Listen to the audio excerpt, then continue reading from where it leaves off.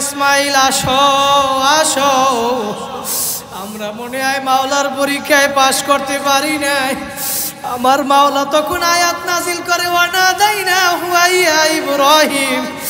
ইব্রাহিম লাগবে না, লাগবে না, কদ সাদ্দাকতার রুইয়া ইন্না কাযালিকা নাজিল মুহসিনিন।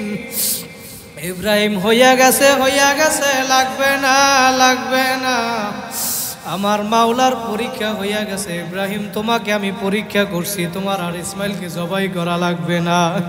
কুল ইন্না সালাতি ওয়া নুসুকি ওয়া মাহইয়ায়া ওয়া মামাতি লিল্লাহি রাব্বিল আলামিন। আমার মাওলা বলে তোমার কুরবানি, তোমার নামাজ, তোমার মৃত্যু, তোমার জীবিত থাকা সব কার জন্য? আল্লাহর জন্য। তোমার সব কিছু আমি মাওলার জন্য।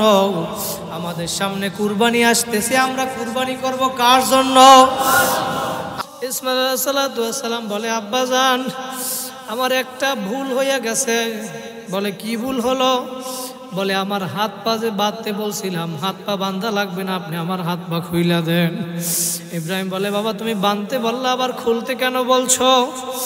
ইসমাইল বলে, আব্বাজান কিয়ামতের ময়দানে এমন একটা প্রশ্ন উঠতে পারে